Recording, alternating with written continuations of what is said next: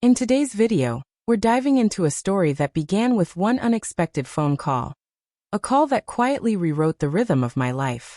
My name is Aiden, and if you had told me that one evening would change everything I thought I knew about family, I would have laughed. But sometimes life doesn't warn you before it unravels something buried deep inside you. Something waiting for years to surface. That night, Seattle was wrapped in rain. The kind that doesn't fall, it whispers. It was tapping softly against the glass of my small apartment while I sat half listening to a playlist I didn't care for, just killing time. Then my phone lit up. A number I hadn't seen in years blinked across the screen. For a second, I thought about letting it ring out. But curiosity won. "Hello." I answered. "Aiden." Her voice froze me. It was Aunt Claire. I hadn't spoken to her properly in almost a decade, not since my mother's funeral. Her tone was warm, familiar, but under that warmth was something delicate, almost trembling. "It's been too long," she said. Before I could respond, another voice joined in. Steady, calm, and impossible to ignore. "It's Margaret," she said. "Aunt Margaret, Claire's older sister. We were hoping you could do something for us." Something in the way she said "for us" made my pulse quicken. "What kind of something?" I asked. There was a pause, long enough that I heard Claire inhale, as if bracing herself. "We want you to come spend a week with us," she said softly. "Just us. Not as your aunts. As people who care for you. And maybe need you more than you know." The words dropped into the silence between us like stones in deep water. It was such an odd request that I almost laughed. But something, maybe the way her voice wavered, made me stop. "When?" I asked finally. Margaret's reply was simple. "Tomorrow if you can." When the call ended, I just sat there staring at the dark screen. My heart was unsettled. I didn't really know them, not in the way family is supposed to know each other. They'd always lived far away, Claire in Oregon, Margaret somewhere in Canada. They were voices on birthdays, signatures on cards, distant faces in old photographs. And yet now, they were reaching out as if something had changed. As if something was waiting for me at that lake house. By morning, I'd made my decision. I packed a small bag, grabbed my keys, and started the drive north. The rain tapered off halfway through Washington, leaving the sky pale and uncertain. The highway stretched endlessly ahead, lined with wet trees and patches of early sunlight. I kept telling myself it was just a visit, just family. But deep down, a quiet voice whispered that it wasn't. At one point, I called Liam my closest friend. We'd known each other since college. The kind of friendship built on shared silences as much as shared chaos. "You're actually driving to Oregon for this?" Liam laughed. "Man, that's random." "Yeah," I said, watching the road blur by. They sounded different. "I don't know. Something felt off."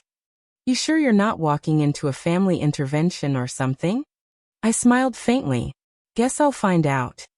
The call ended, but Liam's words lingered in my head the rest of the drive. By the time I reached the edge of the lake, the sky had cleared completely. The water shimmered, still and silver under the fading light. And there it was, the lake house. Tucked between tall pines, its windows glowed amber, like it was waiting for me. Claire was already standing on the porch when I pulled up. Her hair fell loose over her shoulders, and she wore a cream sweater that looked too soft for the chill in the air. The second she saw me, she smiled, not the polite kind of smile you give a relative, but something warmer, more emotional. "Aiden," she breathed, wrapping her arms around me. "You're really here." Her hug was tighter than I remembered. Her perfume, lavender and rain, stirred memories I couldn't quite place. Margaret appeared behind her, composed as always. Even her stillness felt deliberate, like she was the anchor of the place. She touched my arm and said quietly, "You must be tired. Come in." Inside, the house was everything I didn't expect. Warm, alive, smelling faintly of fresh bread and wood smoke. A fire burned in the living room, soft light flickering across the walls. Claire moved about the room with a nervous kind of energy, adjusting things, pouring tea, talking too fast. Margaret just sat across from me, her calmness almost disarming. But what really struck me was that they didn't talk like family catching up. They didn't ask about my job or how I'd been. Instead, they wanted to know me. "Do you still paint?" Claire asked. What makes you feel alive these days? Margaret followed. Their questions weren't casual. They weren't searching. It felt like they were trying to understand me, or maybe trying to let me understand them. The conversation drifted, slow and fluid, like the fire itself. Claire spoke of how quickly years had passed. Margaret said the world felt colder now. That silence was sometimes louder than words. I felt something strange stir inside me. Empathy, or maybe connection. Then Claire reached to refill my cup, her hand brushing mine. It was a simple touch, but it lingered just long enough to jolt me. Margaret noticed. I could tell by the slight narrowing of her eyes. Not angry, not jealous, but aware. I excused myself soon after, muttering something about being tired. The guest room was quiet, a soft quilt, an old clock ticking faintly in the corner, and the scent of cedar drifting from the walls. But sleep didn't come easily. I lay there, eyes on the ceiling, replaying every glance, every tone from dinner. Why had Claire's laugh sounded like she was hiding something? Why did Margaret's gaze feel so heavy? Like she was looking through me, not at me. It was only the first night, but already I sensed something off. Something delicate and dangerous humming beneath the surface. Outside, the lake shimmered under a ghostly moonlight. Inside, the fire downstairs had gone silent, leaving only the whisper of wind against the walls. I turned over, pulling the blanket tighter. But a voice inside me whispered what I refused to admit. This week wouldn't be ordinary. The next evening felt different the moment I walked into the living room. The firelight was lower, softer, making every shadow feel alive. Claire was sitting near the fireplace, cross-legged on the rug, her hair catching the light like threads of gold. Margaret sat across from her, posture straight, eyes steady. I joined them, feeling that same strange tension from before. For a while none of us spoke. Then Claire looked up at me and said, "Do you remember the last time we saw you? You were 16. You barely said a word." She smiled wistful. "Now look at you. We almost don't recognize you anymore." I chuckled nervously. That was a long time ago. People change. Margaret leaned forward slightly, her tone soft but precise. Yes, people change. And sometimes, we only realize it when it's too late. Her words hung in the air like smoke. Claire reached for the wine bottle and poured me another glass. Her fingers brushed mine again, deliberate, feather-light. The fire popped quietly. The sound filled the space where words couldn't. They began sharing stories about lost friends, long winters, the loneliness of empty rooms. Claire's laughter had a fragile edge to it, while Margaret's voice carried weight, every word deliberate. Then Margaret turned to me. "Tell us something, Aiden. What do you really want in life? Not work. Not stability. Something deeper." I stared at the wine swirling in my glass. The question hit harder than I expected. "I guess connection," I said slowly. "Something that feels real." Claire lowered her gaze.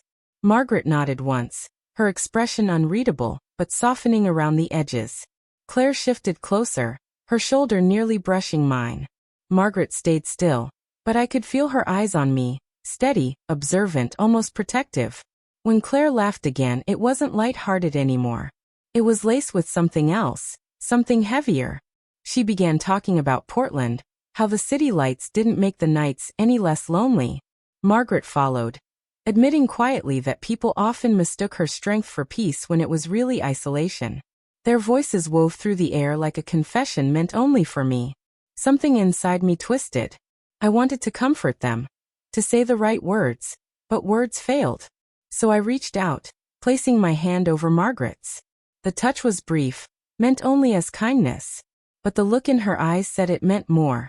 Gratitude, sadness, longing. Claire noticed. Her lips pressed into a faint, trembling smile. The night dragged on until the clock struck midnight. Claire leaned against me, her head resting lightly on my shoulder. Across from us, Margaret sat quietly watching. And for the first time in years, I didn't feel like an outsider in my own family, but I wasn't sure what I felt instead. When I finally stood to leave, my voice came out unsteady. "I think I should sleep." They both nodded. Their goodnights echoed in perfect sync, soft and strange. As I walked to my room, I could still feel their eyes following me. That night, I lay in bed listening to the quiet hum of the house. Somewhere down the hall, a floorboard creaked, soft, hesitant. I didn't get up to check. Because deep down I already knew. Whatever had brought me here wasn't finished yet. And that was only the second night.